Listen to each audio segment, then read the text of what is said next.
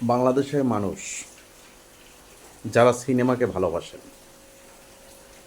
Cinema দেখতে অপেক্ষায় থাকেন। তুফান সিনেমার সাথে সাথে বাংলাদেশ কাঁপানো আর একটা সিনেমা আসছে। সিনেমার নাম বাদশা দ্য কিং।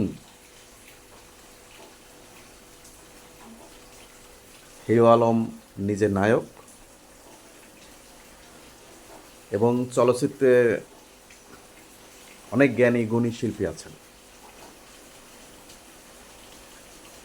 সবচেয়ে মজার বিষয়ে বাদশা দ্য কিং সিনেমায় অভিনয় করেছেন কাজী হায়াৎ সাহেব। কাজী হায়াৎ মানে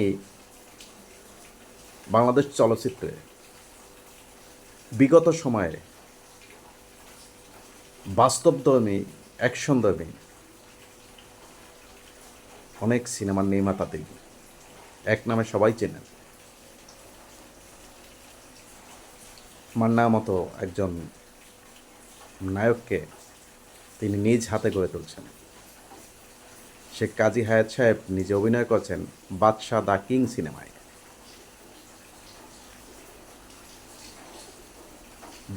দেশের আজকে খুব করুণ অবস্থা। একসময় বাংলাদেশের সিনেমা সবাই দেখত। 1990 দশকে একটা সিনেমা রিলিজ হলে মানুষ পাগলের মতো ছুটে যেত দেখতে।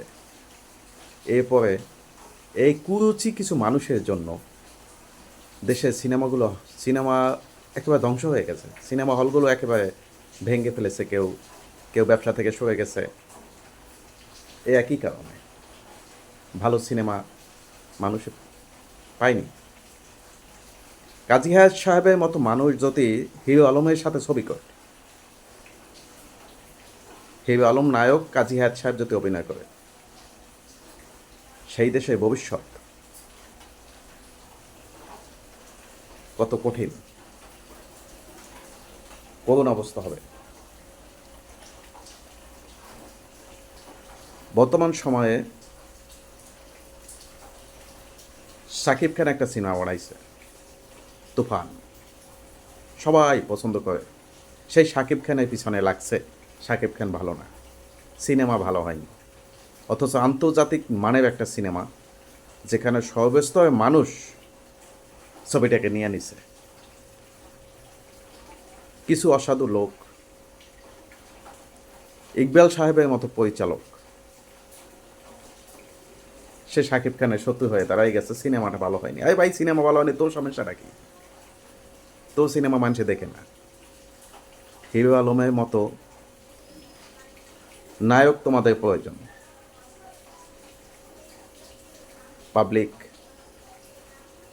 কি করবে?